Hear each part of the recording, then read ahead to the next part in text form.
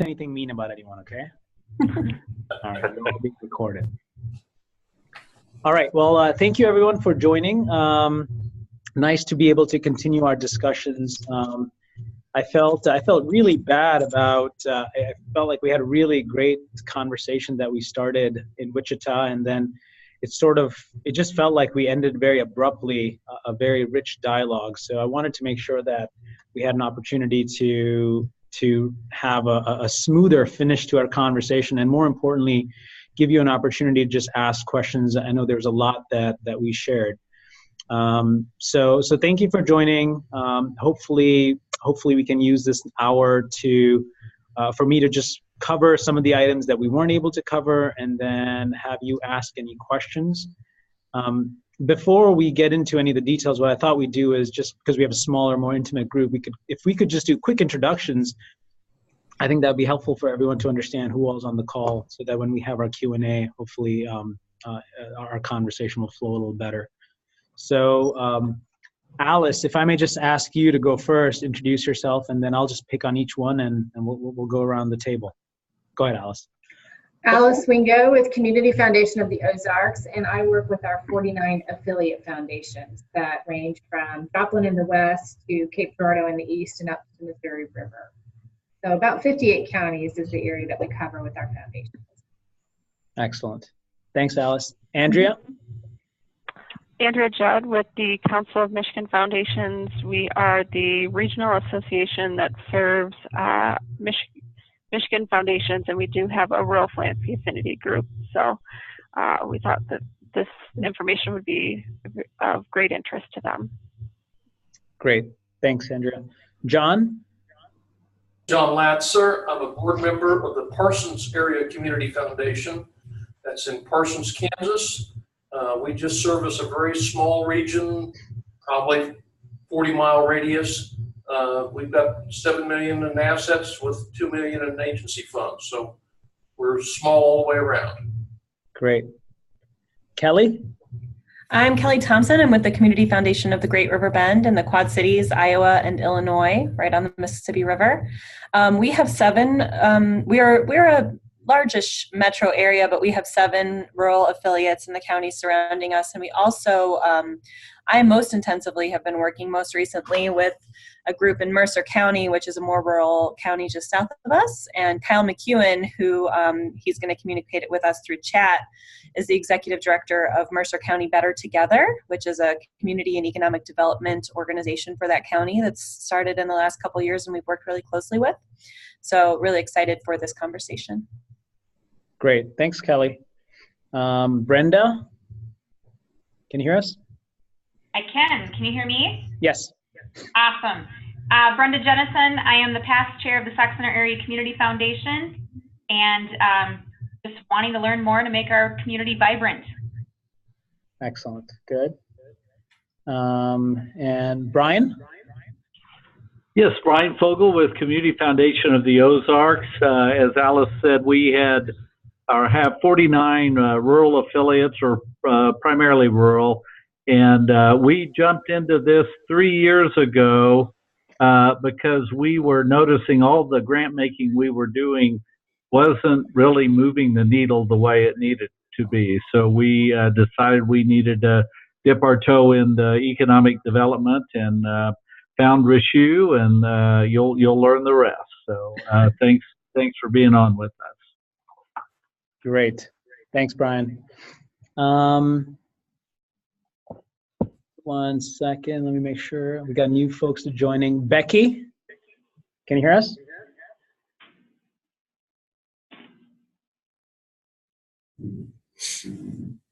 Becky, are you able to hear us? I can see your name, but I don't know if you can hear us. All right, we'll come back to you.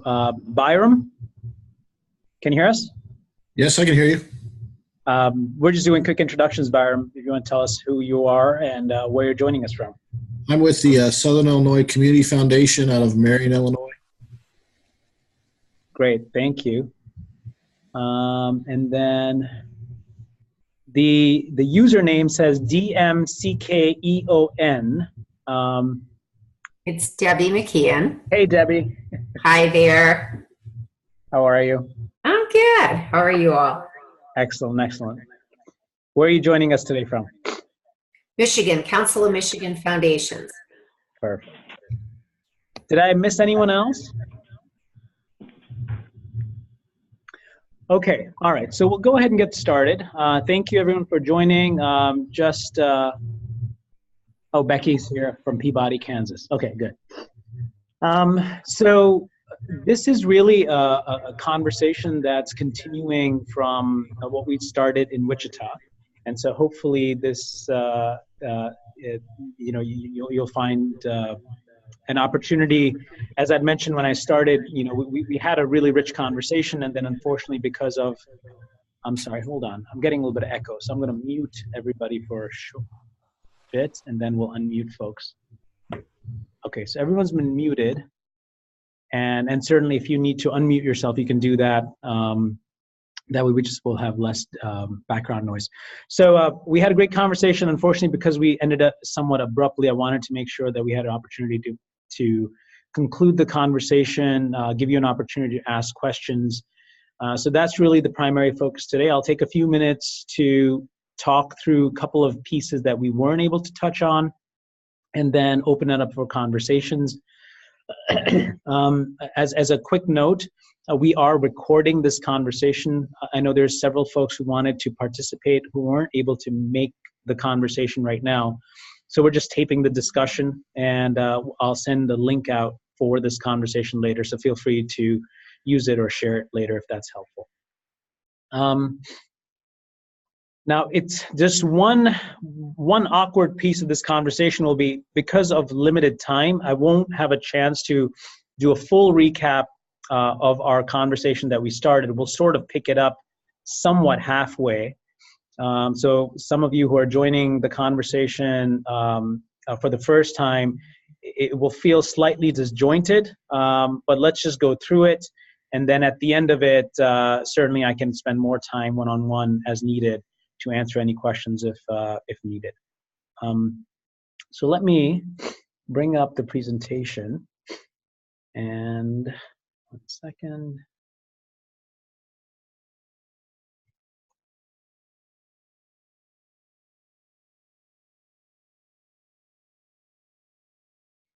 All right. Can you see my screen? Can I see some nods? Andrew, can I see your nod? Can you see it? Okay, good. All right, so really the conversation that we started in Wichita was around this concept of radical rural economic development, and the idea was, the big question we asked is, can we do something to support rural communities in the context of economic development? And the conversation focused on saying, we've been able to run in sort of an experiment, a pilot in southern Missouri in the Ozarks region. 5 communities participating in this experiment, and we've got some interesting results to share. So really talking a little bit of the history of how the program came together, and really where I want to pick up the conversation today. We'll do a little bit of recap, but where we'll dive in is a handful of specific initiatives that we are running as an outcome. And hopefully these can be, these can have some impact in your communities as well. So without further ado, let's just dive right in. So there's about 6 or 7 examples that I want to share with you.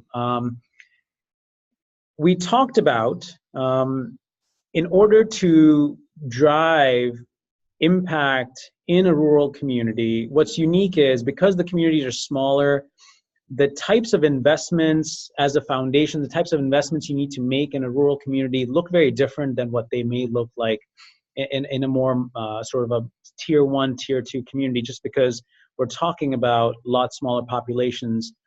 But what's key is to ensure that you have a good, strong governance mechanism in place to ensure that you're driving the type of impact that's crucial in small communities. So over the course of the last 2 years, as we've been running this experiment in southern Missouri, one of the areas that we've evolved is to become much more precise in saying, what does it mean to drive outcomes? To be able to be more precise in defining what the objectives are on a quarterly basis for all the work that's going on.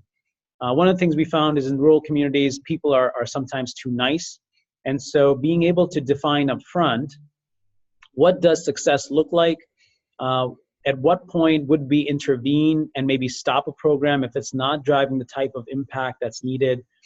And so that whole governance, it's a big conversation, but I just wanted to share one small critical component of that discussion, which is building a very strong, proactive governance mechanism that clearly identifies when you're launching a set of initiatives, what will it look like 12 weeks out? What are the outcomes we're looking to make?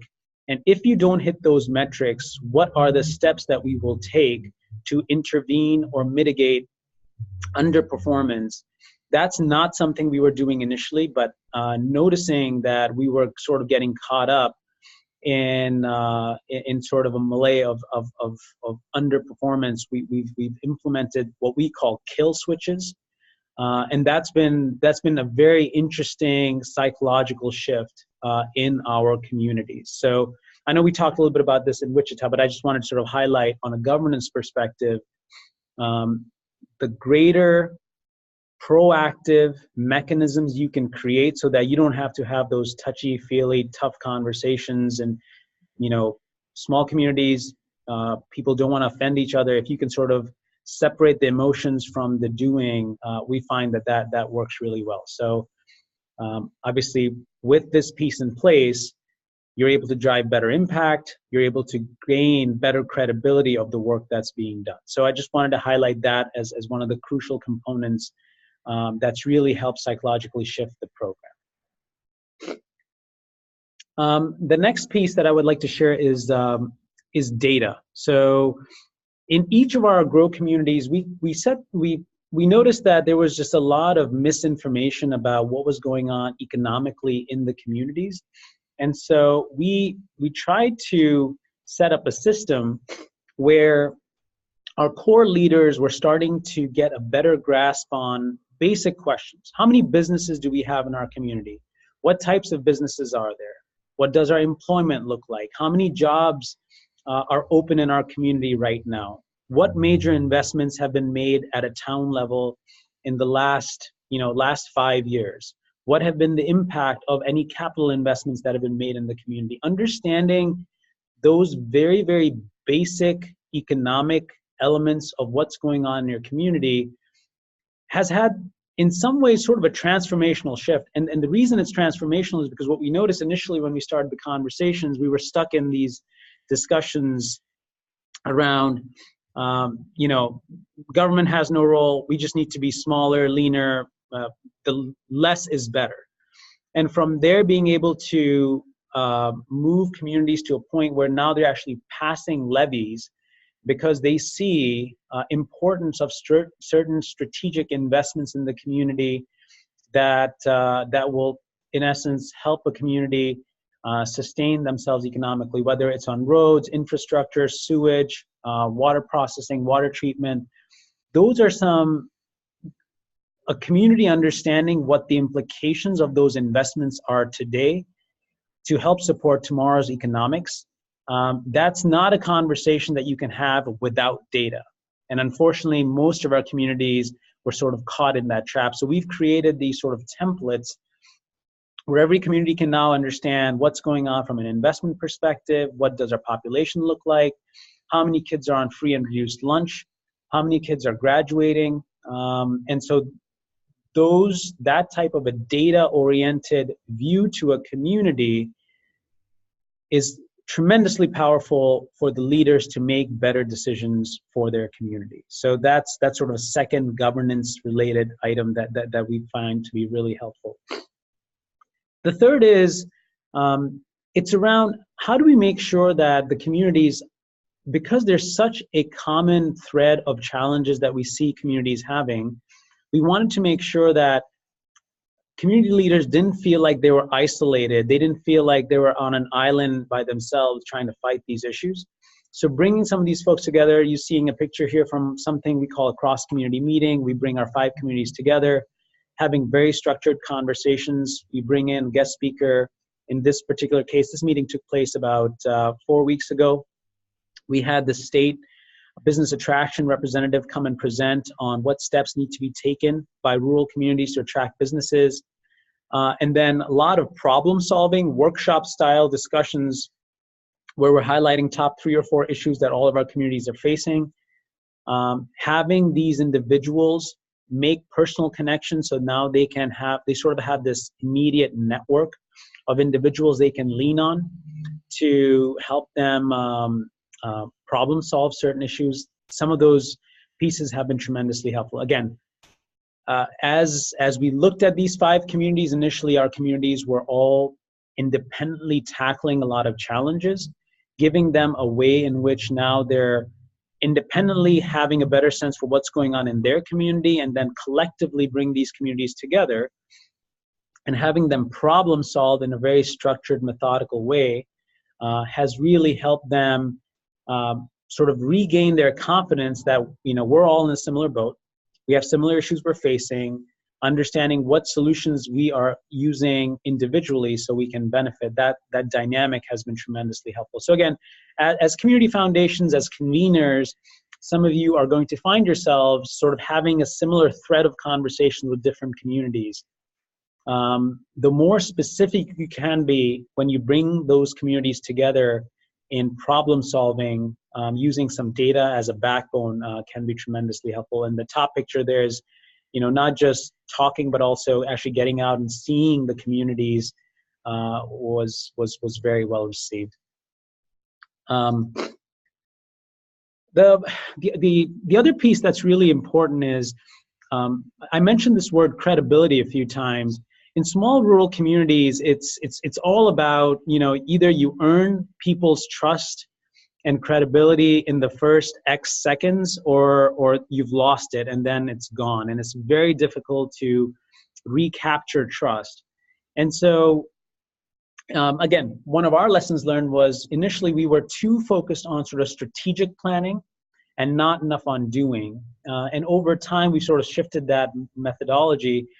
The more physical you can be in your communities with physical improvement of your communities, we find that to be tremendously valuable for local stakeholders. So in this case, what you're seeing is having community cleanup events, coming up with logos. There's a whole series of marketing campaigns behind it as well. Facebook pages, having ways in which we're sharing stories of what's working, what's not. There's a picture there. You see sort of communities having shirts that are branded, community yard signs. So this Sarcoxy is a community. It's our smallest community. It's only 1,200 people. And there was over 50 signs in a community of 1,200 people where all of a sudden you drive through this town and in every other yard there's a sign that says I Heart Sarcoxy. It says, here's a link you can go to see what we're working on. And the amount of pride and the invigoration that was created as part of this physical community engagement is tremendous. So again, small rural communities, getting folks together, understanding a common set of issues, working collectively, and then working on physical challenges is a great place to start. And this all then helps us set up the foundation for longer term economic development as well. I shared this story with you. It seems to be always a big challenge on how we get messaging out to the community. How do we tell community of all the work that's going on? In one of our communities, this is a really interesting concept, and I think something that's very, very replicable in every community. So the challenge is there's a bunch of work going on, and yet it's very difficult to inform and educate the local community about how they can get involved in the various programs. So this particular community, this is Aurora, Missouri. They've actually come up with a business plan where they're putting up an electronic sign in one of their main intersections. And I'll be happy to share with you the business model behind it as well. It turns out they're going to be able to put this thing up. It's about a $50,000 investment.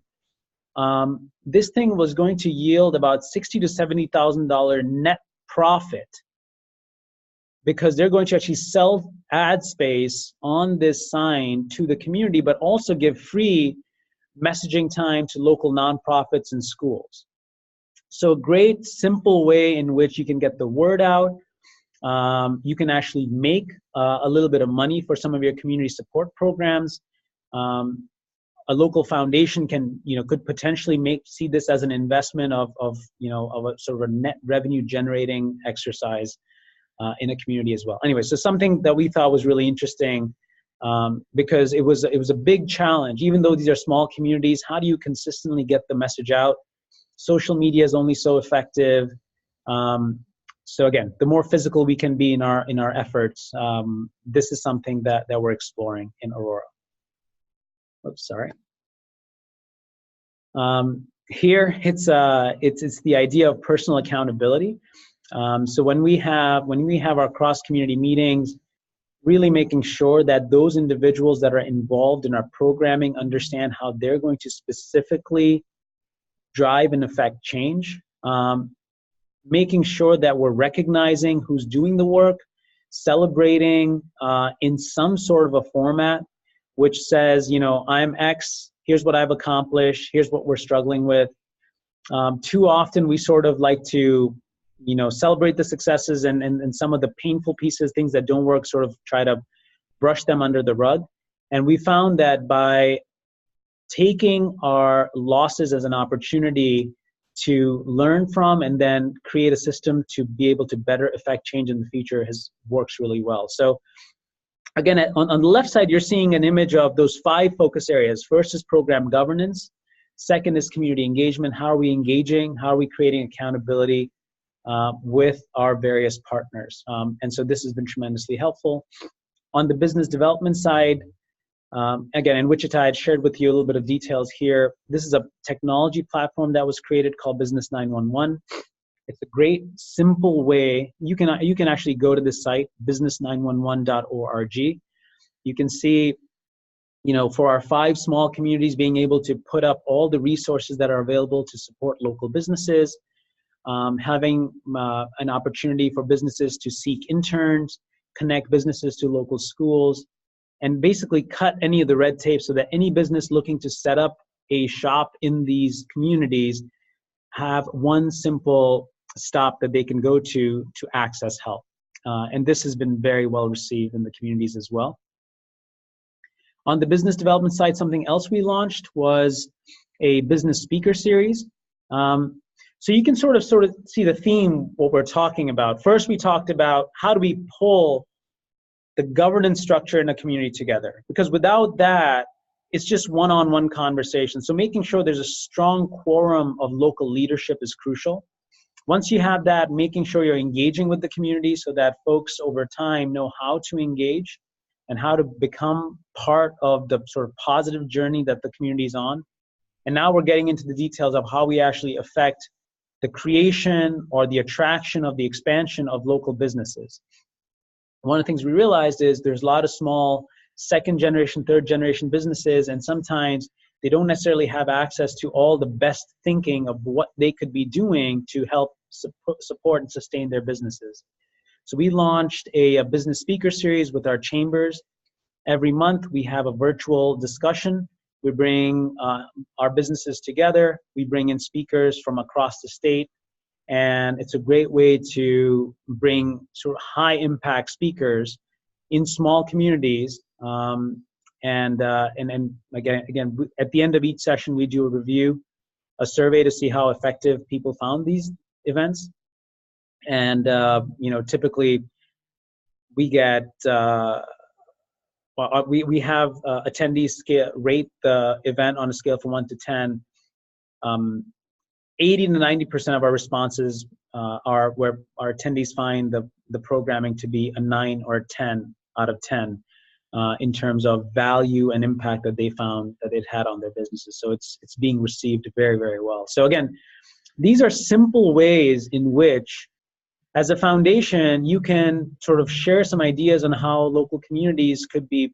In this case, we pulled together the chambers of commerce from 5 communities to now work collectively. We bring in one speaker. That one speaker transmits basically the content to the 5 communities live. And so every chamber, in essence, now has to do less work to bring higher impact speakers to their communities. And so it's a great equation. How can you do more by spending less and doing less? And that's actually a way in which we can do that. Business attraction and is a really big focus of our discussion going forward. Rural communities are very unique. They have limited assets and resources that they can offer businesses. They can't just write a big check to a community to attract them. But what they can offer in many cases is land and space can be, a great asset. They also have quite often a decent workforce that they can quickly mobilize. So we're actually working on a handful of strategies. Right now we're launching something called Create Here. It's a targeted strategy where each of our 5 communities is picking one physical location, identifying a handful of businesses that they want to see in that physical location. We're launching a campaign to basically promote our communities and say, if you're a bakery and if you want to come and set up shop in this community, here's all the things that we can offer. Come and establish yourself here. Each community is coming up, being really creative on what incentives they can create. For example, something as simple as, if you come to our communities, we'll make sure you get 4 interns to help you get your business started for the first 6 months. So it doesn't cost us a whole lot working with the local schools to get our smart kids involved in small business startup. 0 cost, but a great way to show a business owner that we really want you to come to our community and be successful. We're rural, we don't have a lot of resources, but these are things we can do to be much more effective. So this is business attraction. Workforce and talent development. It's a no-brainer to have a strong internship program in your rural community. If your community does not have a way in which you're taking your students out of your schools, out of the physical footprint of your school and into local businesses, that is a huge, huge miss. To me, of everything we've talked about, make sure you start here. Our rural communities are one of their biggest exports. I'm stealing Brian Fogel's line here, is people. We're exporting our people and they're not coming back. And one very simple step we can take is to make sure that we're exposing our young kids to local businesses, work opportunities before they leave the community. So they know that we have these potential professions they can pursue right in their community. So we've actually built a playbook. We realized that every community wanted to set up an internship program, but they were struggling to, what do we do, whether it's an insurance issue or how do we get credit for programs, et cetera. So we created a simple 15-page book with all the templates, and every community we walk into, we start there. Sit down with the superintendent and principal and say, okay, here's the 5 steps you need to take to launch this program. Within 5 months, we can launch a basic pilots program and then slowly work our way up from there. So when it comes to talent development, supporting local businesses, keeping our talent, internship is a no-brainer that hopefully is part of every community strategy. Something that we're adding right now is leadership development. So this is something, again, this is sort of shame on us for taking 2 years to figure this out, but we are in the process. We recognize that if you're going to want to build and sustain economic development, if you want to have strong leaders who understand what the issues are and can be thoughtful in solving the challenges and not be superficial in our sort of assessment of what local challenges are, we're going to have to proactively build our leaders. So we're in the process of launching an intergenerational leadership program, which is going to be consisting of focusing on 3 different generations: our youth, high school students, our adults, and our senior citizens. We're looking to get 6 to 8 individuals from each of those categories, working them through a 3-month leadership program. At the end of the program, we have potentially 25 individuals that understand the local community dynamics. They've gone through self-assessment. They understand how to think about economic development. They understand what's fact from fiction. And now we're going to be plugging them into local activities so that the more leaders we have who understand what's going on, the more we can get done in the community. Obviously partnering with local FFAs, 4-H. There's great leadership programs in most rural communities. Huge opportunity. And again, we've built a playbook on this so that we don't have to try to recreate this from community to community. Infrastructure, we mentioned briefly the community cleanup piece. This is such a low-hanging fruit. Anytime we talk about economic development, start by just taking a quick drive down your main arteries of your town. And, within minutes, you can identify 5 to a dozen opportunities. By fixing this first, sets you up to have a lot of those other conversations. So again, infrastructure, whether it's, one point I want to highlight here is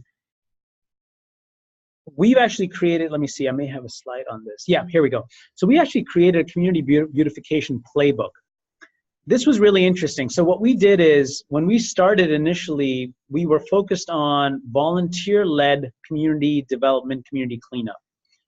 And then where we progressed the conversation was to say, okay, let's figure out how we can be much more collective and collaborative in affecting change locally. So now we have basically a recipe book on, if you want to clean up your community, what are the steps that different partners need to take? What are the steps that the local government needs to take? What does the housing, the housing inspectors need to do? What does law enforcement need to do? What can community volunteers do? What can local churches do to get us to a community that looks cared for, looks vibrant? So alongside putting some specific ideas, putting in, a sample of what the local ordinance structures need to be so that local government has the power to enforce improvement. Those are, by taking a much more comprehensive approach, we took something that was sort of one-off volunteer activity and made it now into something that's much more sustainable.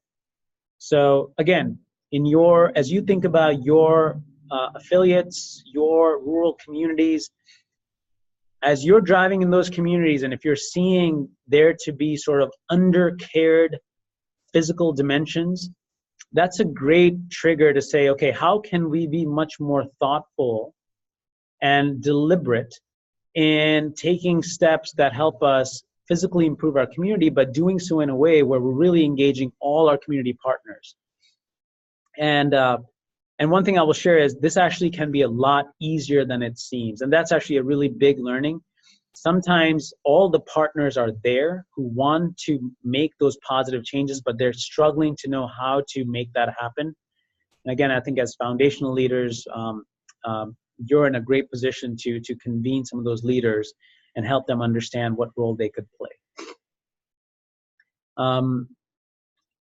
If you look at your small rural towns, and if you're like most rural towns, you find that there is, your town squares are struggling. This doesn't have to be a highly elaborate exercise, but taking a moment to map out the dozen buildings on your town square, who owns them, what are they being used for now, identifying 1 or 2 properties where you can get the local property owner to work with you to potentially convert it into an active economic space. We see a lot of boarded up properties on the town square, and that's a real challenge for communities, because obviously if your retail spaces, if your office commercial spaces aren't being used to conduct economic transactions, that's basically a business, tax dollars, et cetera, that are being lost for the community. So just as simple exercises, understanding what the properties are and prioritizing which properties could potentially be used as an active retail site, active business, is a great way to sort of cut through all the clutter and then be targeted in identifying where community can focus their energy and efforts. And so right here, that's a picture of Sarcoxie, Missouri. And as you can see, one of the properties they're working on is to take, they basically the city bought a property, and now they're working to basically transform that site into a sort of a co-working restaurant space where it can be sort of a meeting, gathering space for the community. And I think this is the last slide that I wanted to share. This is probably the biggest win that we've had, which is in Marshfield, Missouri. There was a conversation going on in the community now for over 3 or 4 decades of wanting to create an additional interchange off the local freeway, which is Route 44. And as a result of all the things that we've talked about, having a strong governance committee, getting the leaders together, having folks be able to understand why certain investments were needed in the community, after many decades, we were actually able to get this interchange approved. This approval happened, as a matter of fact, just earlier last month. So in 2 years, a massive economic program that's been approved by the state Department of Transportation, and this is going to be really a game changer for this particular community.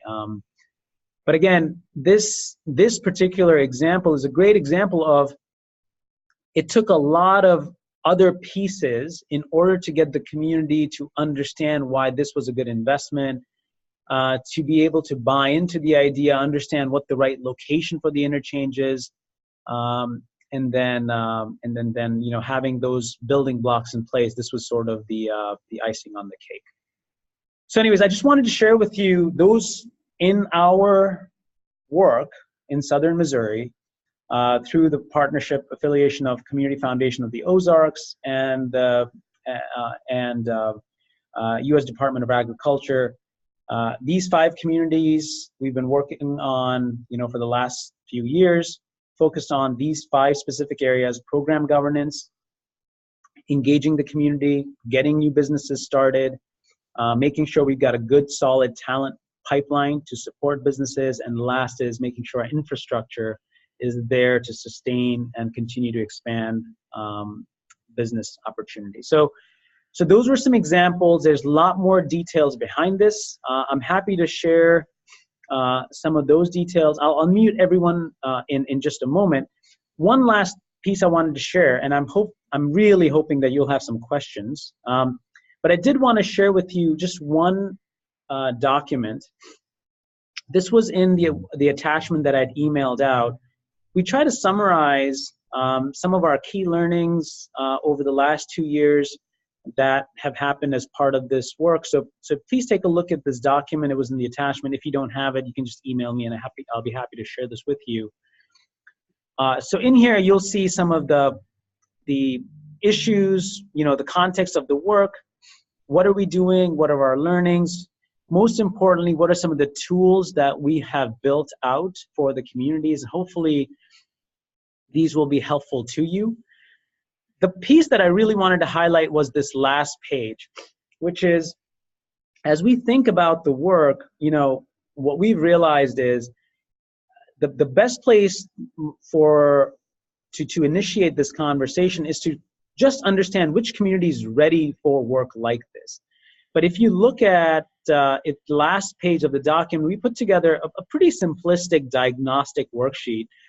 So you can take this to any of your communities and sort of either have them fill it out themselves, or you can fill it out on their behalf, just to understand where the community currently stands. Do they have, what kinds of activities are going on, who the local leadership is, and very quickly you'll be able to tell whether this community is ready for some sort of an intervention. The reality is every community has a certain cycle that it has to go through, and not all communities are good for economic development support. But hopefully this type of an assessment a process can help you identify if you have a potential affiliate or a community that's good for some sort of intervention. So let me pause there, and let me open it up to you.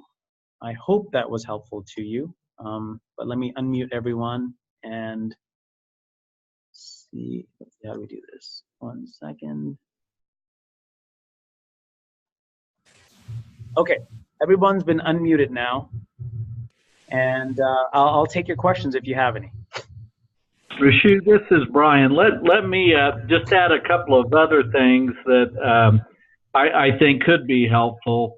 One was in Wichita, many of you heard Ben Winchester from Minnesota on how we talk about our communities. And that was really interesting to me because I find myself doing that. We talk in negative terms, or that it'll, the good old days 40 years ago. And so I think we need to watch our language better because we do, and I'll just say I do, tend to talk in a negative way about rural America.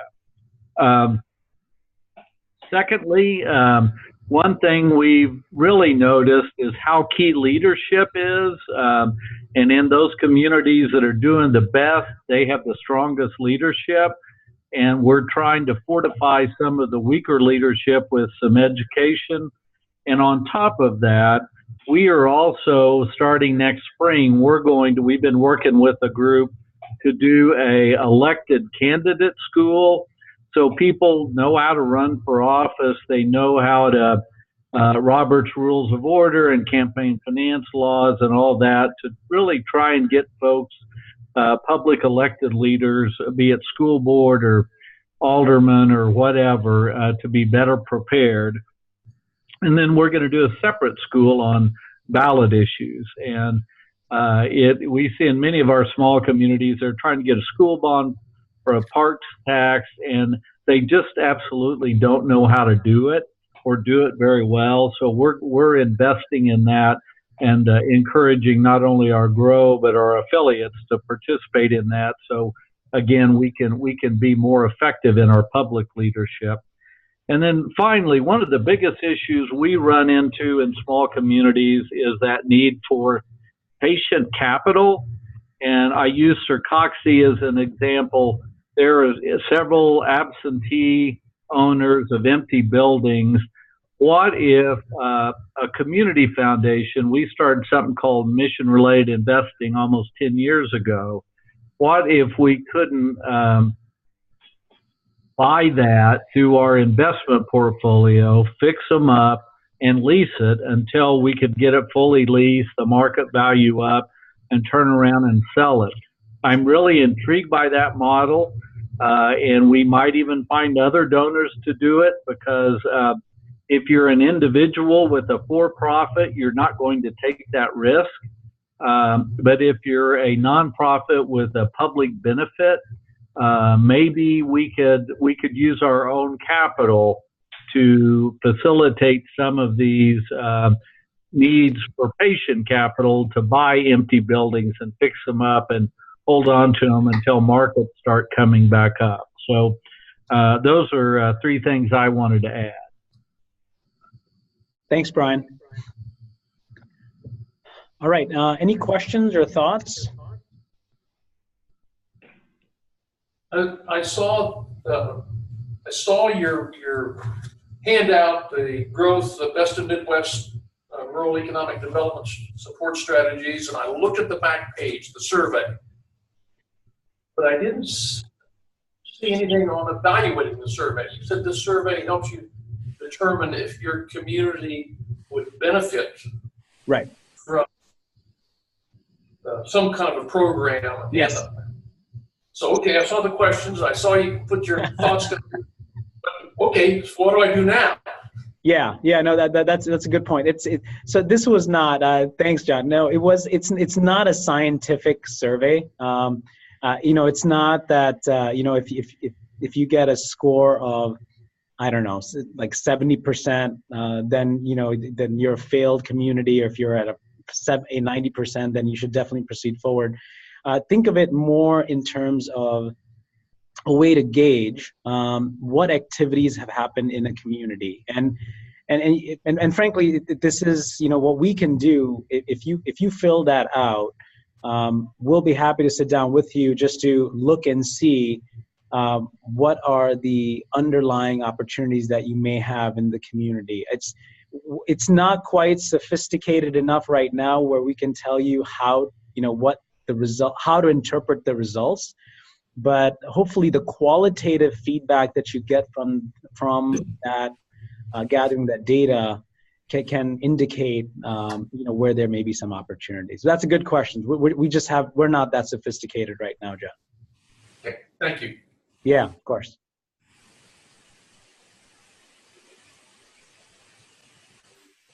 I saw one question that came in. I think this is from Kyle around playbooks and how can these be shared? What are the costs involved?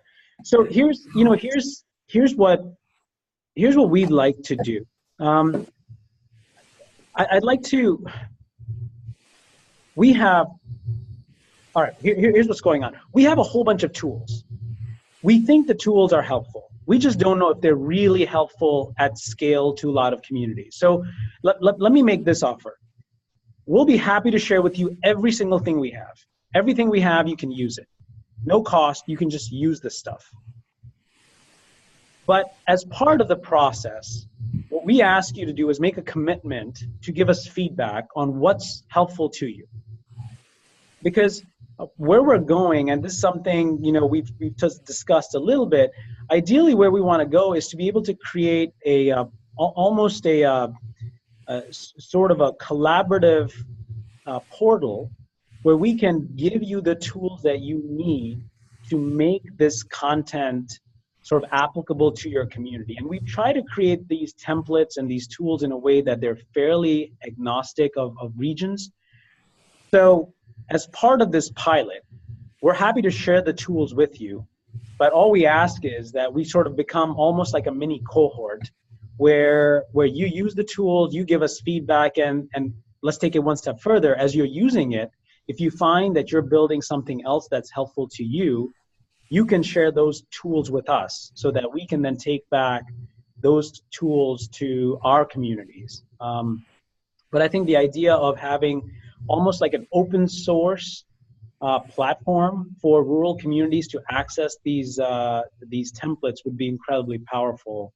And we're more than happy to make that happen. We just got to sort of think through the logistics of how to do that. I'm really happy to hear that, Rishu. That's awesome. I'll comment on something and ask a question that I wish Kyle could ask if he was on the microphone, but I think it'll reflect the conversation I've had with him after coming back from Wichita, both from your presentation and from the Brian Winchester's, which Brian has referenced already about the rural narrative. And one piece of that was the regional narrative, and not only being positive about your town, but also being positive around nearby towns, because people who are moving to or wanting to stay in rural areas want to live in a region that they enjoy, not just one town. So how close together were the towns that you are working with? What were their relationships before to each other, if any? And what are their relationships like now that you've put them together to solve similar problems? Yeah, it's so let me actually, I have a map I can share with you, so that'll be helpful. 1 second. One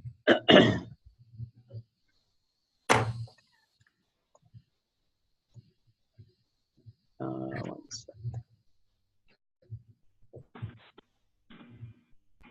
I think I have a picture here. Okay, here we go. Okay, so here we go. That's I guess I don't really know the distances. It's probably, I don't know. If you look at Sarcoxy and Salem, that's about a 2.5 hour drive. So I don't know. You can get a scale of what we're talking about here. So they're not necessarily neighboring communities. Aurora and Sarcoxy are probably two communities that are pretty close. Buffalo and Marshfield are about half an hour apart. Here's how I'd contextualize it. When the program started, there was no engagement across these communities. I would say we've been mildly successful in getting these communities to think of themselves as a cohort. It's difficult, and actually, in our last conversation, the last time we had our communities come together, we purposely changed the strategy. We used to meet in Springfield. So you can see Springfield sort of as this, that's where CFO is located, Community Foundation of the Ozarks is located.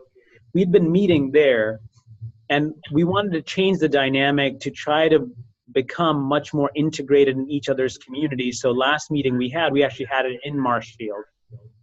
I guess I'm long-winded way of saying I wouldn't say we've been tremendously successful in getting these communities to think of themselves as part of a common struggle. But we're working towards it. Where we have seen some wins is at the individual level. So at individual level, what we try to do is make sure there's enough exposure amongst the leaders to understand if you're working on business attraction in your community, making sure that you understand who the 4 other people are in the 4 other communities who are also working on business attraction, and getting those people to just work together. So it's not necessarily a full community coming together, but getting individuals to interact and leverage each other's expertise. We find that to be much more impactful in the short term. Mm-hmm. As a follow-up, did you, since they are not necessarily regionally near each other, have you interacted at all with the way that they connect with other towns who are near them? So for Sarcoxy, I'm looking at Joplin and Carthage and whatnot. Are they engaging at all in their work across those town lines? Not a whole lot. I would say the mini example of where there is some collaboration is, for example, and it comes down to the roles of individuals that are involved in the process. So for example, in Buffalo, the person who's at the core of the program is the county-wide economic development leader. So her role is county-wide. So as part of that orientation, she's constantly thinking about the Dallas County region. In most of the communities, unfortunately, the leaders are very much from the town.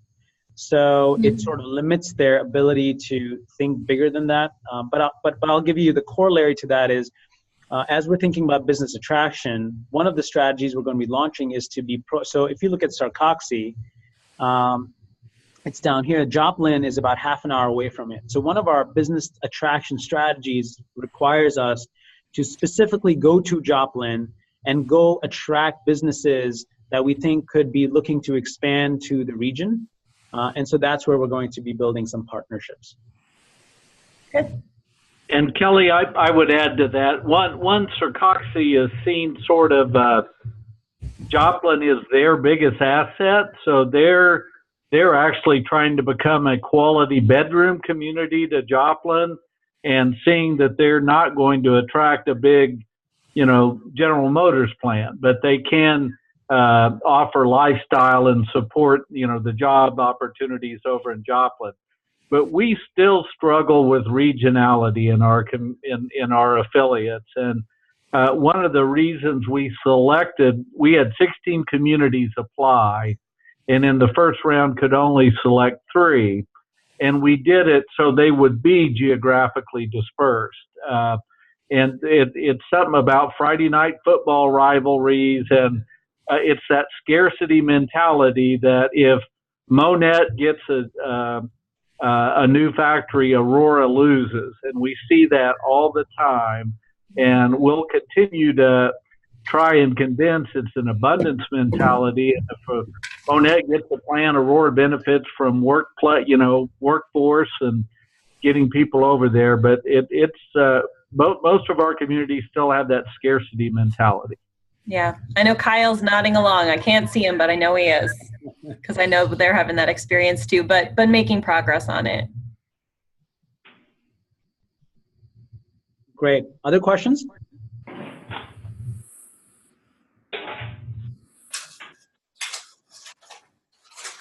So hopefully you found the conversation helpful. Our interest is, when we started the conversation, which one of the things we highlighted to you was, we're seeing a repeatable set of challenges in our small rural communities, and our communities continue to think of themselves as islands. And our hope is that somehow through this conversation, having experienced a set of learnings, having built a set of tools, we can start to share our information in a way that's much more deliberate and much more impactful. And so, Kyle, thank you for sharing your email address. I'll add you to the mailing group. We'll think of, Brian and I will sit down and sort of think through how we can package our information in a way that's helpful to you. But we welcome your feedback as well. Here's the simple steps we can take. We can package all the tools that we have. We can make them available to you. We can have a follow-up conversation so that we can actually walk you through what's in this toolbox. So you'll know what piece of information you can use for what purpose. And then my hope is that we can create some structure around this process so that there's some cadence in which we're speaking. As you're using the tools, you can come back to us and tell us what's worked, what didn't work, where there are gaps, and then hopefully through that conversation, we are slowly improving the quality of our tools and frameworks. So if you're open to that, we're more than happy to sort of make this a mini cohort that we work together with. Is that, Kelly, are you nodding? is that a yes? Yeah. Okay. Mm-hmm. Yeah. That's great. You also mentioned that you were recording this. When and how will the recording be available? I'll send a follow-up email out to the group, and there will be a link that you can click on, and it basically gets posted on YouTube under a sort of a hidden domain, so it's not publicly available, but anyone who has a link will be able to access it. Great, because I'd like to forward it to some other members of our Community Foundation board and executive director. Yeah, that sounds good.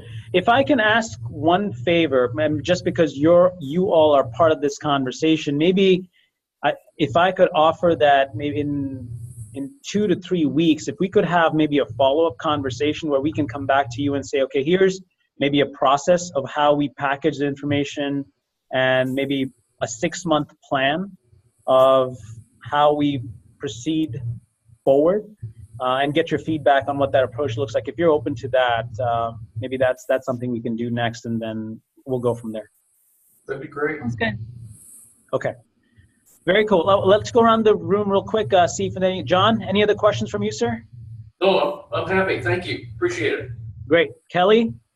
I have a story I want to tell you, but it can wait because it's tangential. Well, it is related to something you talked about at the presentation in Wichita, but I'll let others go first. Okay. Debbie? I'm interested because that we have been working with a cohort of community foundations across the state of Michigan, really experimenting, seeking to find tools and resources that help them. So I really like the idea of sort of a crowdsourced platform in particular. Great. Good. Yeah, I think that makes a lot of sense. Andrea? Nothing further. Okay. Very good. Brenda? I just want to say thanks in advance for sharing the playbooks with us, because I think that'll be fantastic to see and utilize and give you success stories from it.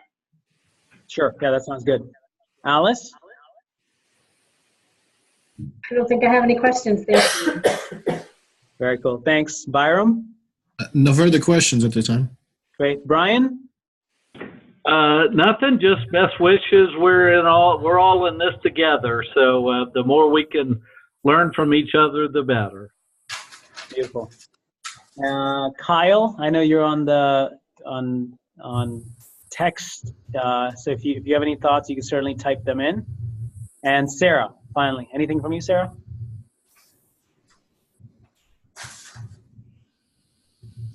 We may have some audio issues. All right, perfect. Well, thank you so much for everyone's feedback. I'll send a follow-up email. And thank you so much for your time and participation. Look forward to hearing from you guys soon. Take care. Thank you. Thank you. Yep, bye. Thank you.